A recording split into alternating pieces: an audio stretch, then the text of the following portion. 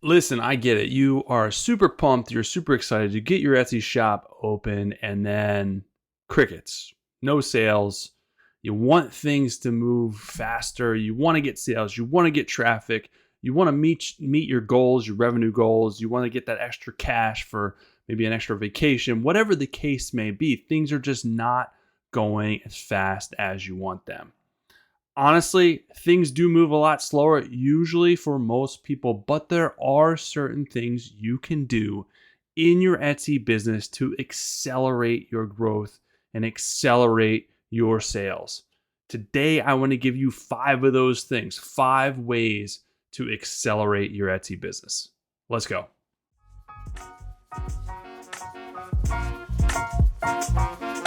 Hey everyone, what is going on? Welcome back to the Handmade and Beyond podcast. I'm your host, LL. Glad to be back with you guys talking about everything Etsy, ways to help you grow, improve, start, whatever the case may be when it comes to your Etsy business. I am here to help you in every way possible, and that's what I'm going to do again today with today's episode, talking about 5 ways to accelerate your Etsy business. All right, and before we dive into the 5 ways to accelerate your Etsy business, I have something free for you guys. It's the Accelerate Your Etsy Sales Guide PDF download. It goes well with this episode, and I also give you some additional ways to accelerate your Etsy business. It's a free download. You guys can get that at handmadeandbeyond.com/accelerate. I want to make sure I'm always giving you guys additional resources to help you with your Etsy business. The struggle that people have with selling online or really selling anywhere is it is slow. It goes slower than you want it to go.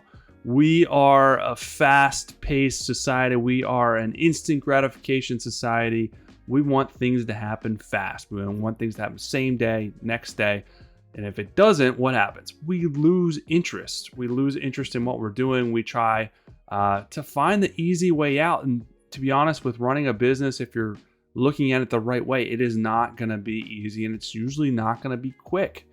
The people that talk about it being easy, talk about being quick, are not the norm if they're even telling the truth. So you have to have a mindset shift and just know that things aren't going to happen necessarily as fast as you want them to happen, but if you're taking the right action steps and you're being consistent with the action that you're taking, things will happen faster than they normally would have. And there are, of course, certain things that you can do in your Etsy business to make things happen faster. And that's what I want to talk about today. I want to give you the 5 ways to accelerate your Etsy business so you can start working on these things and have a little bit of strategy behind it, so you're not running around in the wilderness like a lost little boy not knowing, or lost little girl not knowing what to do. Because that's a struggle that people have. They waste a lot of time not knowing what to do, so they do things that aren't necessary. They do nothing at all because they're just not sure what to do. They're afraid of messing up. All right, so the first one, and this seems so obvious and it may seem so stupid, but it is one of the best things that you can do to accelerate your Etsy business, is having a consistent listing strategy. I know it's boring, it's lame, it's not sexy, because it's work. You know, listings are usually the last thing that people want to do. The last thing you probably want to do is sit down and do new listings in your Etsy shop. I get it. It's not fun. You know, the creation part is fun. The design part is fun. Maybe there's you enjoy the photography part. Maybe there's probably everything that's more fun than actually doing the listings.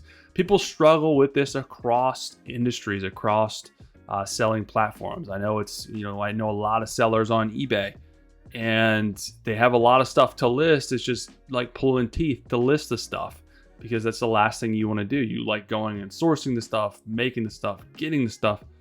When it comes to listing, it is not fun, but you have to do it. And having a consistent listing strategy will help your shop grow. It will help your shop grow because you're giving your shop more products.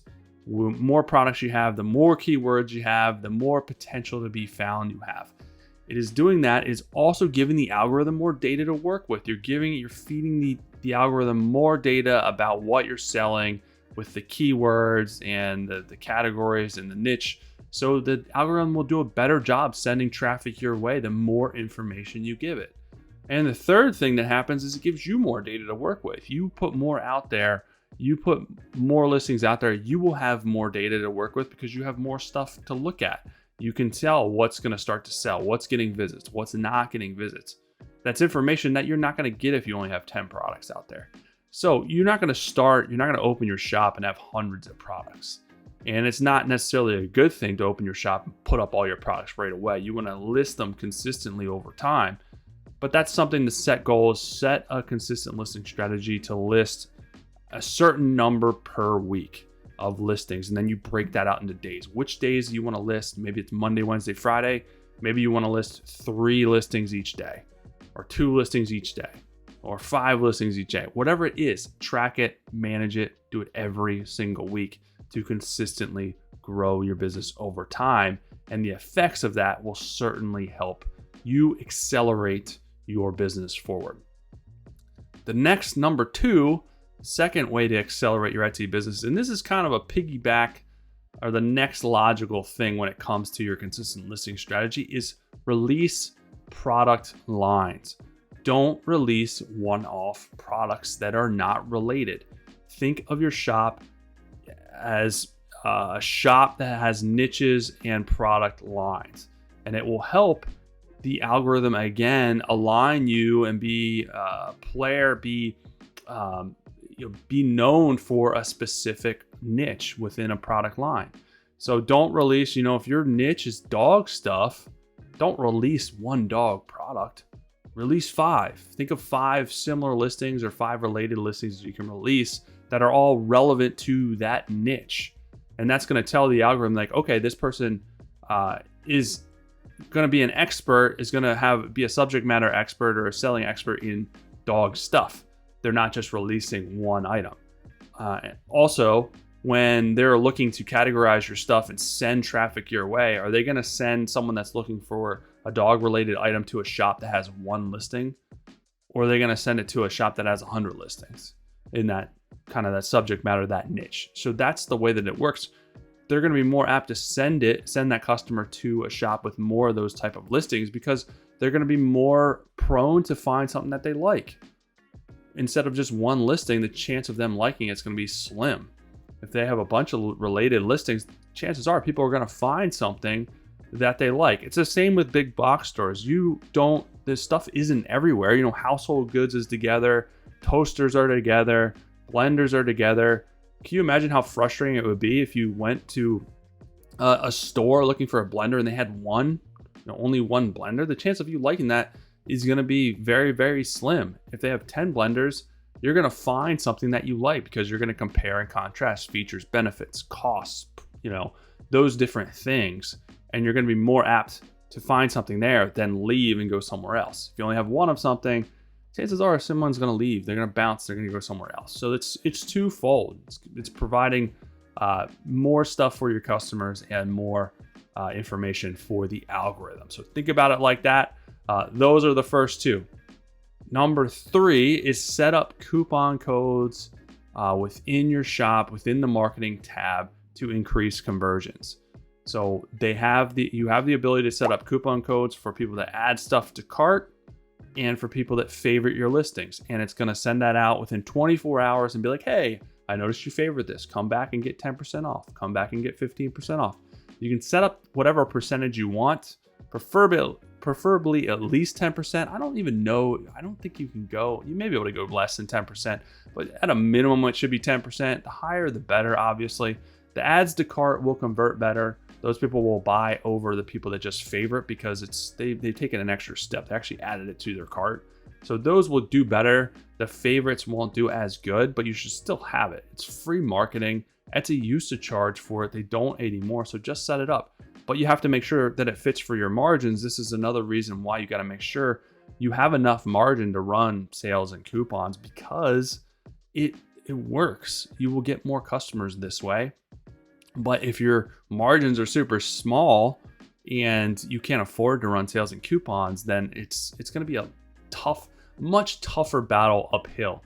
That's why early on, before you even get started, you got to make sure you're in a niche and you're doing things with a decent amount of margin, so you have that wiggle room for for marketing dollars and those type of things.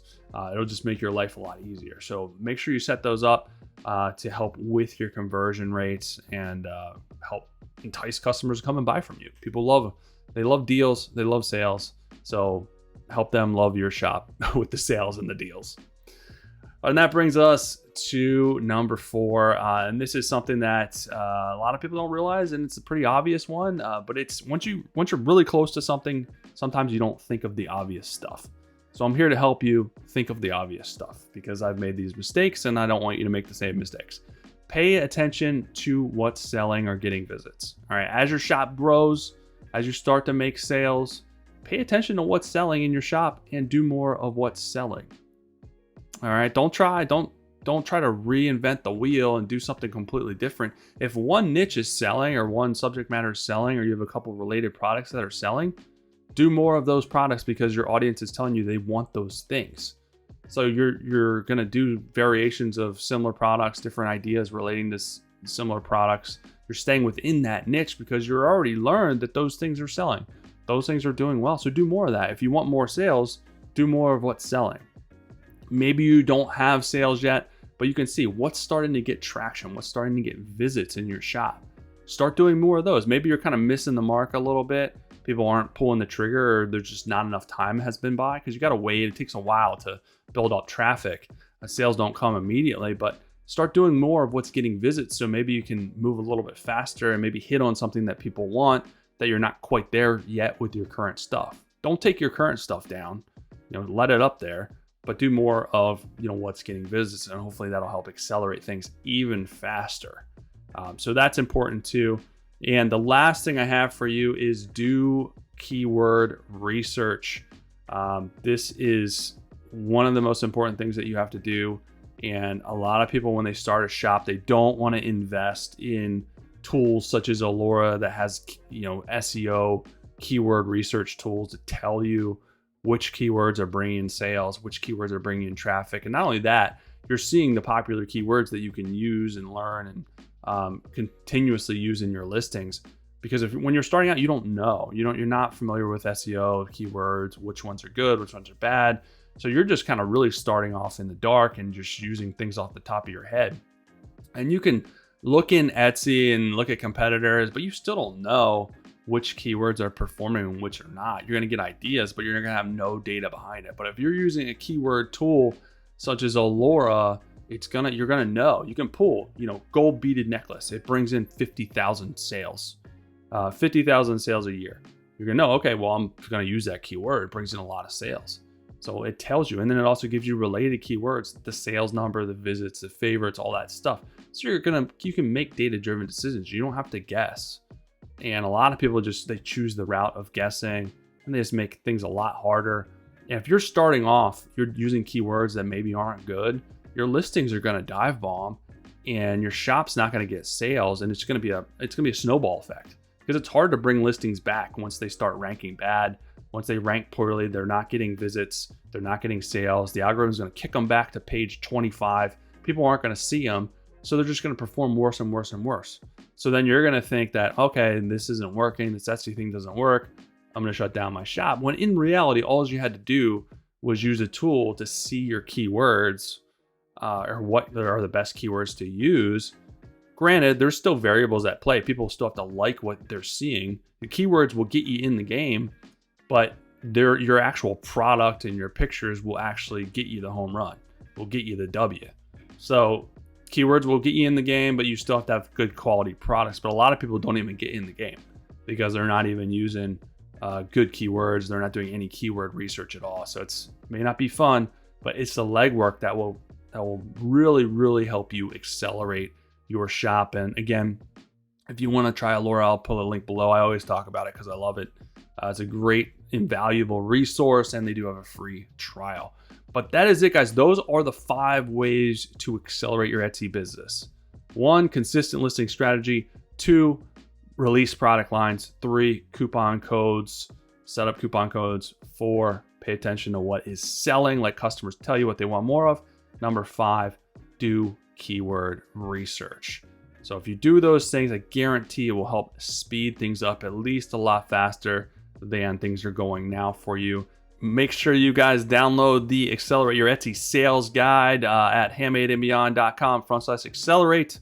It will definitely help you further with what we were talking about in today's episode. That is it for this episode. Have an amazing rest of your day. Talk to you guys soon.